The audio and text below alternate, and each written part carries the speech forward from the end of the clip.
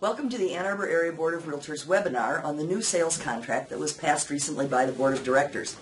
I'm Dawn Forge and I was the chair of the task force. We took about a year to do this whole project and part of our job was to clarify, to clean it up, to make sure it flowed naturally, make it easier for agents and buyers and sellers to use. So we started with a couple of basic things. We decided to call buyers buyers and sellers sellers, not purchasers. We decided to number our paragraphs. So as we go through here, I'm going to identify the paragraphs by numbers, and when the video is complete, you'll have a copy of the form to look at as well. So let me start out right here with number 1. We added this time the seller and buyer acknowledge receipt of the Michigan required disclosure on agency. We think this is very important in case people forget. We do know how fast we go sometimes. Next is in item 2, where it states what the contract date is. We all know how many difficult transactions we've had trying to figure out what our actual contract date is. We have identified it at the very end of the contract. And we have also decided that we are going to use only calendar days. No more business days, no more trying to decide what's a business day and what's not. So as you practitioners use this, please remember that you've got to build in some time for weekends and holidays when you're doing your contingency dates. We added in paragraph 3 under conveyance, we added the tax ID number, which is on the title work, which is also on the listing. That way we should have a much smoother way to go with our title companies. Next change is in item 5 on the earnest money deposit. This is always everybody's favorite part, but what we have done now is add in the regulation from the Red Book. So the buyers and the sellers reading this will all know that we have an obligation under the rules and regulations not to release the earnest money unless something is signed or the court orders it to do that. So this should clarify what people do with the earnest money and help you with your buyers to understand that they can't get it back the day they say, I'm not buying this house. We also added the additional earnest money deposit, which we see sometimes, particularly in higher end transactions. And we've put in here that if an additional earnest money is required at any time during the contract and it's not tendered, then the contract can be deemed null and void by the seller. Remember too, your lenders don't like additional earnest money, so if you're going to do them, try to do them quickly. Lenders have to renotice now, so if you have a mortgage transaction, it's important to do that additional EMD if you have to, right up front and get it done as quickly as you can. The next major change came in item 7, inclusions. Again, because of lender difficulties, we have added that the seller and buyer agree that the personal property conveyed through the contract has no monetary value. We also put in here that the personal property that we're asking to stay with the house is as it is seen at the showing. So the words as seen in paragraph 7 are very important. Next major change is in item 9. Where we have put in a hold harmless for the brokers and the agents. We have put in that we assume no responsibility for the condition of the property or for the performance of the contract. We did not get ourselves out of any misrepresentation or fraud. We can still be liable for that. The next change is under the water bill. The only change here is that we've called it metered water and sewer. This is hopefully to prevent sellers calling you up after the closing and saying, I'm sending you my gas bill. We've had a lot of that, and hopefully they'll understand this is just the metered water and sewer, and you do have a choice of whether or not to escrow the money for that. Paragraph 17, basically the same as what we've seen, although we did add other counties, not out county, but other counties, and identified which counties normally or generally use tax prorations as if paid in advance or tax prorations as if paid in arrears. That way, when you're in a different area, you'll know which way to do your tax proration and which way it's going to affect your buyer and your seller. We did add a no tax proration box. If that works in your transaction, that's the way to do it. Under form of conveyance, we tried to cover all the different deeds that we're dealing with now in foreclosures and short sales and fiduciary deeds and trust deeds and special deeds. And that should help you with your lender when they say that all you're going to get is a covenant deed, so you can mark the right box. We added an entire paragraph about notices. Paragraph 23 identifies how we can send things around. Basically, we've allowed personal delivery, we've allowed electronic delivery, and said that mail, fax, email, scan, and other email are all valid and they will stand. We've also identified what delivery is, and delivery is the day after the notice is mailed or the minute that you press send on an email, scan, or other electronic transmission.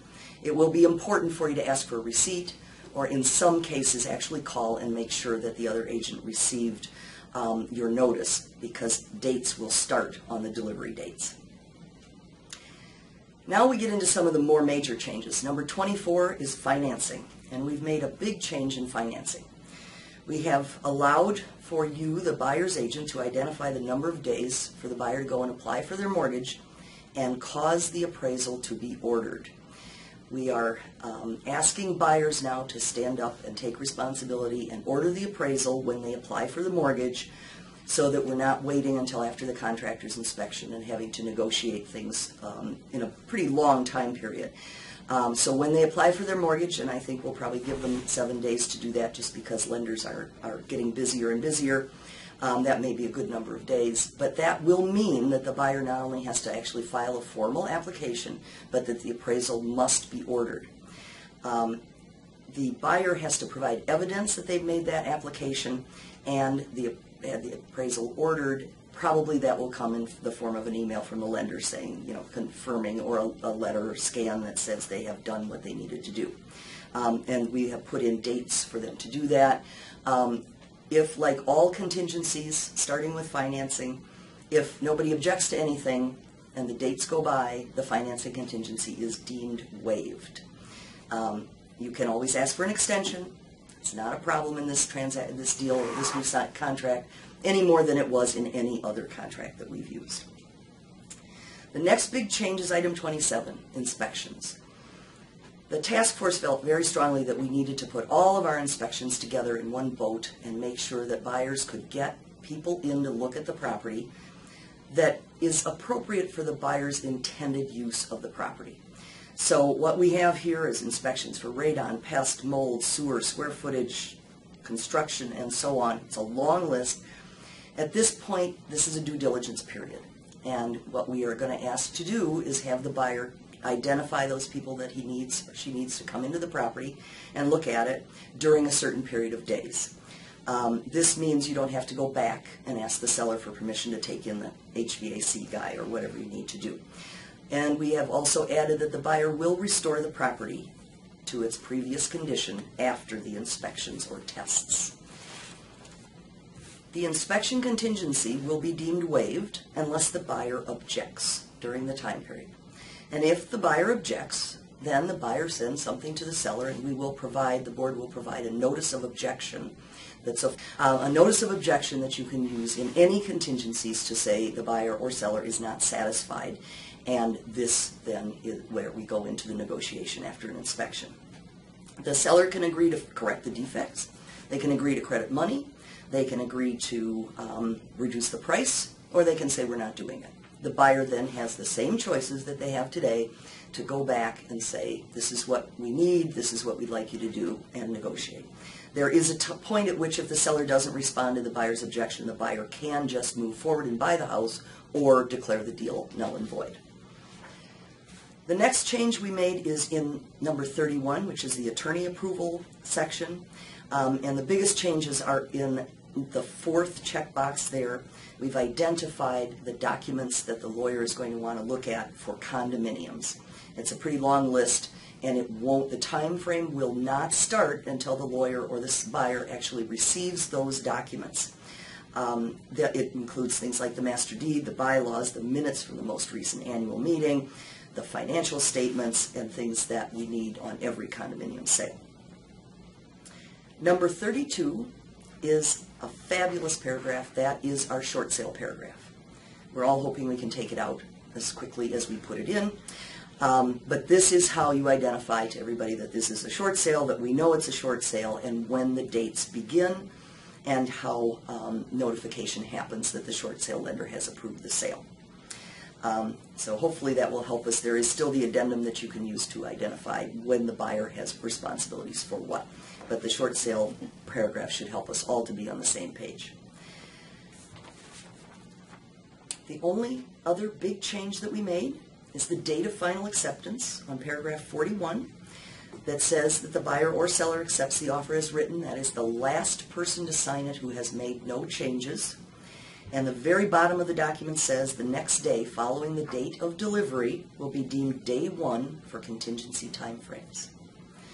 The task force worked hard on this. We hope that you'll be able to get used to it quickly and enjoy using it. We believe that it's a very balanced contract between the buyer's needs and the seller's needs, and we believe that it will help agents to do their jobs even better than they have been able to. So thank you for listening. Enjoy the new contract.